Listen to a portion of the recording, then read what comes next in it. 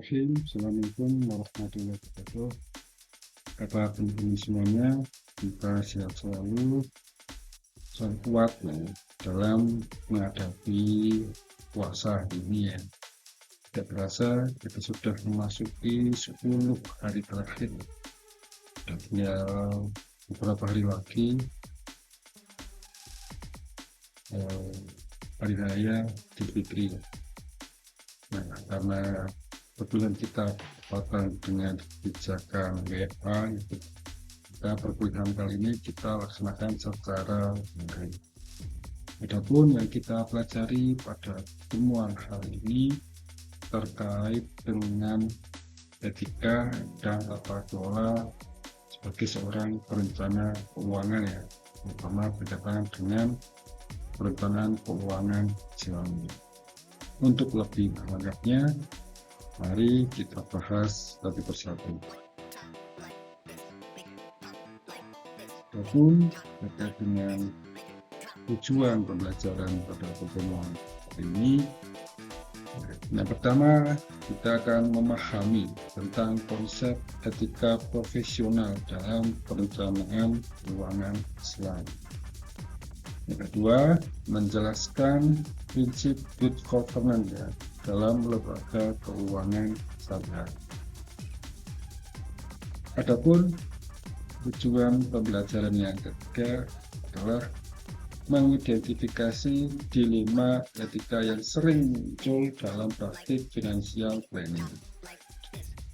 Yang keempat, menganalisis etika menggunakan nilai-nilai syariah seperti amanah, keadilan, serta transparansi.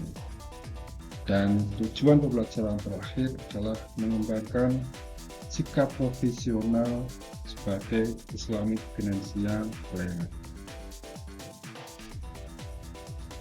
Mungkin akan muncul pertanyaan ya, kenapa kok etika itu penting ya bagi seorang perencana keuangan?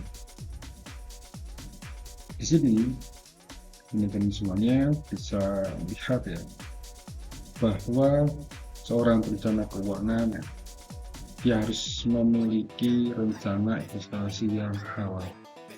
Jadi perlu kita garis bawahi, seorang perencana keuangan tidak hanya mementingkan keuntungan semata, tapi juga harus berprinsip terhadap nilai-nilai keislaman atau syariah. Tidak sesuai dengan syariah, hanya mementingkan keuntungan dan keuntungan yang sangat besar, bisa jadi kita melanggar prinsip-prinsip nilai keislaman. Yang kedua, kaitan dengan manajemen zakat. Zakat wajib ya, bagi umat Islam. Nah, zakat juga ada beberapa jenis kan. Seorang perencana keuangan bisa menjelaskan, bisa menghitungkan kan, berapa zakat yang perlu dibayarkan, dan bisa memberikan informasi atau rekomendasi kepada klien. Dan juga berkaitan dengan wakaf ya, jika klien itu ingin berwakaf, maka seorang perencana keuangan itu bisa memberikan informasi apa yang tepat ya. Dan jangan lupa ya, sebagai umat Islam kita juga ada sedekah. Yang ketiga, ada perencanaan pensiun. Di Indonesia ada beberapa jenis profesi ya. Ada perusahaan yang memberikan uang pensiun, atau mungkin ada pemerintahan yang memberikan uang pensiun. Tapi ada beberapa profesi yang bisa jadi tidak diberikan uang pensiun. Untuk itu, pekerja harus merencanakan uang pensiun atau uang hari tua. Nah, beberapa orang akan kesulitan, beberapa orang akan kesusahan bagaimana menyusun uang di hari tua. Disinilah ada peran dari perencana keuangan. Apakah akan merekomendasikan ke lembaga keuangan dana pensiun atau merekomendasikan uang sekarang divestasikan di masa depan, nanti di situ peran seorang perencana keuangan sangat penting agar di masa mendatang klien tidak mengalami kerugian. Yang keempat, berkaitan dengan manajemen resiko ya. Resiko itu bisa jadi datang, bisa jadi tidak terjadi. Kan tetapi ketika terjadi risiko ya, klien juga harus tahu apa yang perlu dilakukan. Nah, istilah peran dari perencana keuangan memberikan strategi, memberikan rekomendasi apa yang dilakukan ketika terjadi risiko. Dan yang terakhir ada perencanaan warisan. Islam ada aturannya kan, berapa pembagiannya, atau mungkin di Jawa ya, juga ada bagian tertentu kan. Nanti kita lihat ya, klien itu bagaimana dengan pengelolaan warisan. Yang perlu kita garis bawahi kan, bahwa hal ini ya, kita tuh di sini sebagai seorang perencana keuangan, kita dipercaya oleh klien kan, diberikan amanah. Nah, kita harus betul-betul menjaga etika agar kepercayaan itu tidak hilang atau kepercayaan yang diberikan kepada kita kan, itu bisa kita jaga sebaik mungkin. Akan muncul pertanyaan, apakah profesi perencana keuangan itu tidak menghadapi suatu permasalahan?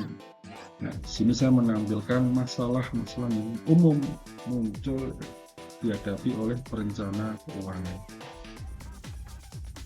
Yang pertama, berkaitan dengan konflik kepentingan. Di sini bisa dilihat ya, dari dua sisi. Yang berpunya kepentingan itu klien atau perencana keuangan. Kalau dari sisi klien, bisa jadi klien itu punya informasi kan, tapi dibatasi, tidak disampaikan secara utuh kepada perencana keuangan, sehingga bisa jadi rekomendasi yang dibuat oleh perencana keuangan itu tidak akan bisa maksimal atau tidak bisa sesuai. Satu sisi dari sudut pandang perencana keuangan ya, namun kita menemukan ada beberapa perencana keuangan yang hanya mementingkan keuntungan buat dirinya sendiri. Nah, ini bisa berkaitan dengan selling produk keuangan. Ada beberapa produk keuangan yang ada sales, ada marketing, dan dari produk keuangan mungkin tidak menyampaikan informasi secara lengkap, sehingga di masa depan atau di masa mendatang klien akan merasa dirugikan atas akibat ulah dari marketing yang tidak menyampaikan secara utuh. Yang ketiga, adanya kurangnya transparansi. Tidak ada biaya administrasi, ada biaya pengenalan, atau ada potongan, ada penalti. Nah, itu harus disampaikan secara terbuka, disampaikan secara utuh, agar klien tidak merasa ditipu di kemudian hari. Yang terakhir juga berkaitan dengan eksploitasi ketidaktahuan klien. Mungkin sini karena klien itu belum punya pengalaman kan, maka sangat penting bagi perencana keuangan kan mendampingi kan, memberikan rekomendasi, memberikan informasi, memberikan suatu sinyal-sinyal kan, apa yang perlu dilakukan dalam pengelolaan keuangan atau aset. Maka tantangan-tantangan yang kita bahas sebelumnya ini akan sangat bertentangan dengan prinsip-prinsip yang dimiliki oleh perencana keuangan Islami ya, atau dalam perspektif Islam itu ada amanah, di mana amanah merupakan kita harus mengelola dana itu dengan penuh tanggung jawab ya, tidak salah-salah. Karena kita berspekulasi terus nanti rugi ya, kita harus memberikan keuntungan pada klien. Yang kedua, berkaitan dengan kejujuran. Nah, di sini tuh kejujuran adalah kita tidak bisa menyembunyikan risiko dari setiap produk yang ditawarkan. Dan apapun yang kita miliki ya kita sampaikan risikonya akan besar ataupun kecil. Nah, sampai si kan kaget tuh tiba-tiba ada risiko yang besar terus rugi kan. Nah, maka di sini kan kita harus memberikan sebuah keadilan ya, memberikan rekomendasi yang baik, rekomendasi yang adil bagi klien. Juga berkaitan dengan nilai-nilai profesionalisme ya. Kalau profesi seorang perencana keuangan ya, kita harus memberikan pelayanan yang terbaik ya. Pelayanan yang prima. Kita juga mementingkan yang namanya maslahat, memberikan kemaslahatan kan. Keputusan harus memberikan manfaat yang baik bagi klien dan memberikan manfaat yang luas kepada masyarakat. Jadi bukan hanya keuntungan dalam diri seorang perencana keuangan, tapi juga memberikan keuntungan kepada masyarakat pada umumnya. Berkaitan dengan amanah ya, yang diberikan oleh klien ya. Ini bisa kita lihat di dalam Al-Quran ya, surat An-Nisa ayat 58, mana di dalam surat An-Nisa ini dijelaskan kan, sungguhnya Allah menyuruh kamu menyampaikan amanat kepada yang berhak menerimanya. Kita sebagai seorang perencana keuangan kan, yang memahami, yang mengetahui, kita harus betul-betul menjalankan dengan baik. Amanah yang diberikan itu berupa kepercayaan. Kepercayaan itu ya kita jaga dan kita sampaikan yang tidak bertentangan dengan Islam atau tidak bertentangan dengan aturan dari negara. Berikutnya, dalam menjalankan etika ya sebagai seorang profesional Islamic Financial Planner, kita harus punya prinsip ya. Nah, sini ada 4 prinsip utama seorang profesional Islamic Financial Planner. Yang pertama berkaitan dengan fiduciary responsibility. Bagaimana seorang perencana keuangan itu harus mengutamakan kepentingan klien dibandingkan kepentingan pribadi. Kita jangan egois ya kan. Kita harus memberikan keuntungan semaksimal mungkin atau mendahulukan kepentingan klien dibandingkan kepentingan pribadi. Sebagai seorang perencana keuangan, tentu kita juga mengharapkan imbangan, mengharapkan keuntungan. Tapi ya jangan egois, kita harus dahulukan dulu keuntungan yang besar, keuntungan yang maksimal kan, kepada si pemberi amanah yaitu klien kita. Yang kedua, kita nggak boleh lupa terhadap prinsip transparansi. Nah, saja yang harus dijelaskan secara terbuka itu yang pertama tentu berkaitan dengan risiko investasi. Yang namanya investasi kan, pasti ada yang namanya risiko. Risiko besar atau risiko kecil kita sampaikan. Sekecil apapun itu juga disampaikan. Nah, sampai apa? Kita tuh menutupi kan. Biar klien itu mau, biar klien itu tertarik, kita tidak menyampaikan risiko yang kecil. Maka risiko yang kecil pun juga harus disampaikan. Biar klien itu ya betul-betul memahami terkait dengan investasi yang dilakukan. Yang kedua adalah terkait dengan biaya layanan. Berapa biayanya, kita juga harus disampaikan secara terbuka. Jangan sampai di kemudian hari kok atau ada potongan, atau kok ada pengurangan nilai, atau ada penalti, karena itu harus disampaikan sebaik mungkin. Maka nanti apa? Maka terkait dengan potensi keuntungan yang dijanjikan, itu bukan hanya janji manis, bukan hanya mimpi-mimpi yang membujuk orang lain, tapi juga memang menjadi keuntungan yang bisa direalisasikan kan. Dan kita cuma ngomong besar kan, hanya untuk menarik minat klien, tapi kenyataannya keuntungannya kecil. Maka potensi keuntungan itu disampaikan yang realistis ya. Prinsip yang ketiga adalah terkait dengan kompetensi profesional. Ya, seorang perencana yang kompeten, ya, maka dia harus mengetahui tentang pengetahuan syariah ya. Karena Islamic finansial benar ya harus memahami betul nilai-nilai keislaman ya, batasannya apa terus dipahami. Yang kedua, mengetahui tentang pengetahuan keuangan ya. Jadi terkait dengan teori-teori keuangan, terkait dengan kebijakan yang diambil oleh pemerintah kan, terkait dengan tren industri keuangan kan. Maka seorang perencana keuangan harus tahu betul ya. Nah, hal ini apa? Bisa dibuktikan lewat sertifikasi profesional. Jadi seorang perencana keuangan itu harus bersertifikat.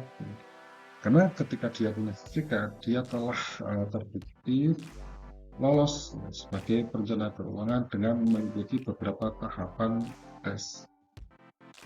Dan yang terakhir, seorang perencana keuangan harus punya prinsip kerahasiaan data klien. Di sini informasi keuangan klien itu bersifat konfidensial. Kenapa ya? Karena memang itu privasi kan. Rahasia klien kita harus dijaga sebaik mungkin.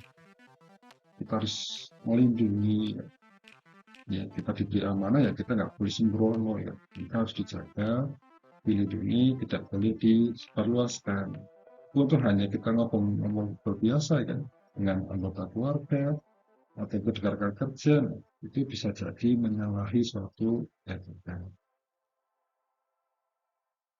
Setelah kita membahas etika perencanaan keuangan Islami, sekarang kita membahas terkait dengan tata kelola ya. Dimana tata kelola yang baik itu ya, misalnya menggunakan 5 prinsip ya, atau 5 unsur sering disikat dengan tarif.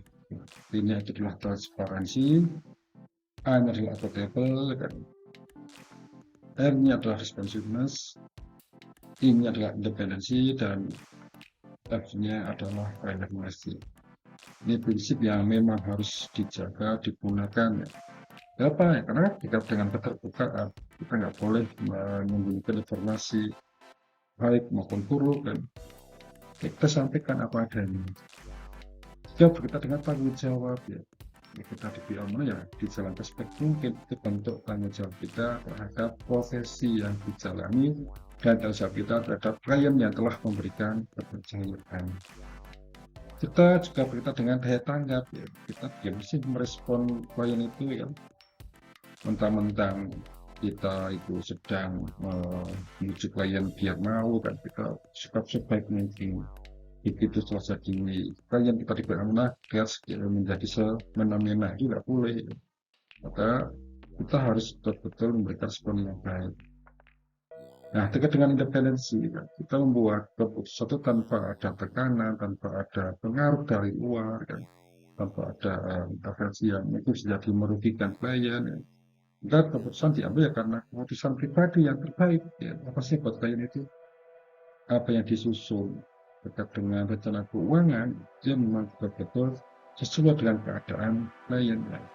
Sehingga klien akan merasa dihargai, akan merasa diuntungkan tanpa merasa dirugikan.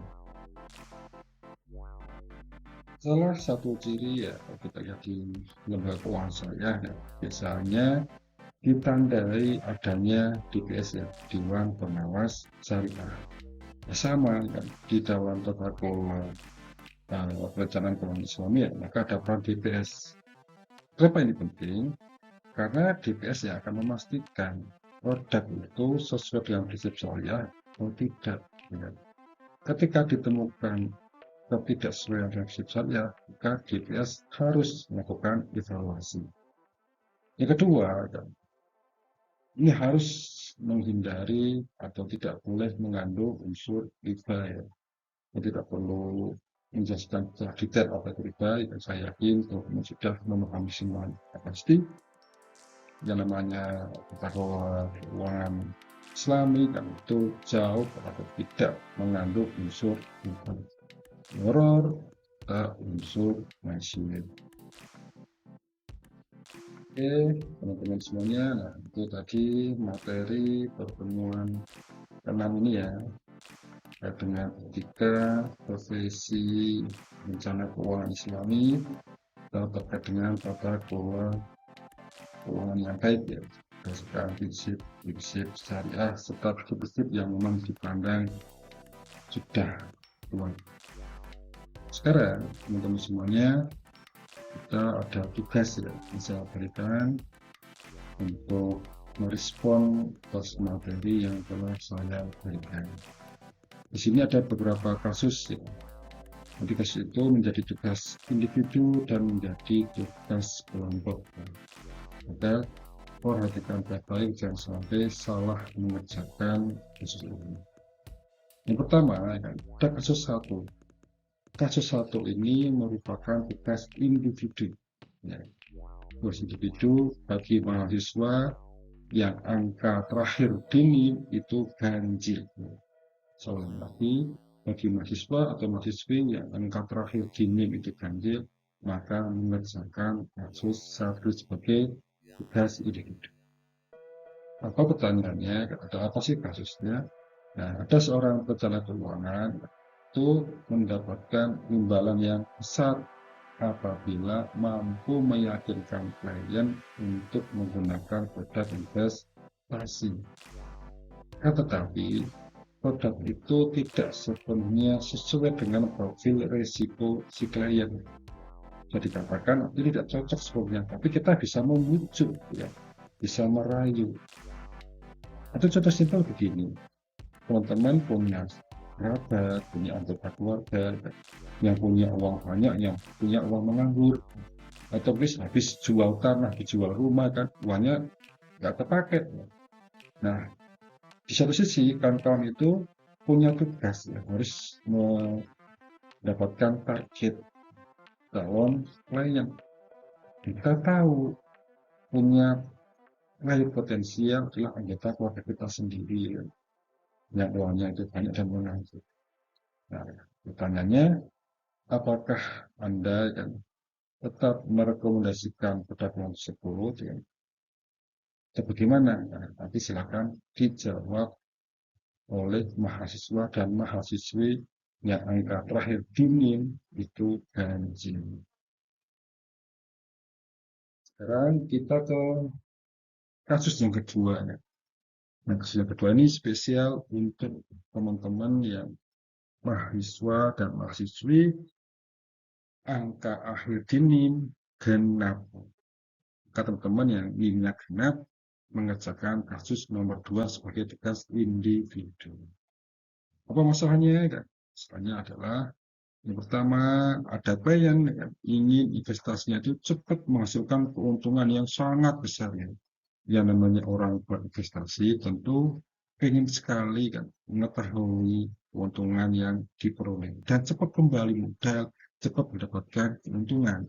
Tapi Anda sebagai seorang perencana keuangan, Anda punya pengetahuan, punya informasi kan bahwa investasi yang menguntungkan ini kan kemudian cepat itu risikonya tinggi ya, atau spekulasinya sangat sangat tinggi. Nah, pertanyaannya, ketika Anda sebagai seorang perencana keuangan, apakah boleh ya, menyarankan investasi dengan spekulasi yang tinggi? Ini khusus mahasiswa yang NIM-nya genap sebagai tugas individu. Sekarang kita bisa lihat ya, ada kasus ketiga ya, di mana kasus ketiga ini menjadi tugas individu dan dikerjakan oleh semua mahasiswa, baik yang NIM-nya ganjil maupun yang NIM-nya genap. Ada siapa di sini? Pertama, ada seorang klien ingin berinvestasi pada produk yang memberikan keuntungan tinggi, tetapi mengandung unsur spekulasi. Jika Anda itu ketemu klien yang memaksakan untuk tetap berprestasi di situ ya, dan Anda mendapatkan komisi yang sangat besar, maka pertanyaan pertama, apakah dilema etika yang muncul? Apa sih dilema yang muncul itu? Apa etika yang eh, mungkin mengganjal bagi kawan-kawan? Ya? Prinsip apa yang mungkin teman-teman itu merasa tidak pantas, tidak pas? Yang kedua, keputusan tepat yang bisa dibuat oleh teman-teman kan di dalam merekomendasikan atau memberikan informasi kepada klien itu apa? Pertanyaan nomor tiga, keputusan tersebut dijustifikasi dalam perspektif Islam ya, maka teman-teman dikaitkan dengan prinsip syariah itu bagaimana dengan keputusan sudah diambil. Sekali lagi, ini merupakan tugas bagi mahasiswa yang ingin genap maupun ganjil sebagai tugas individu. Dan yang terakhir adalah tugas kelompok. Ya. Di mana tugas kelompok ini pasti dikerjakan berkelompok. Saya membatasi ya satu kelompok 2 orang. Sehingga nanti dipilih sendiri mau dengan siapa. Yang penting 2 orang.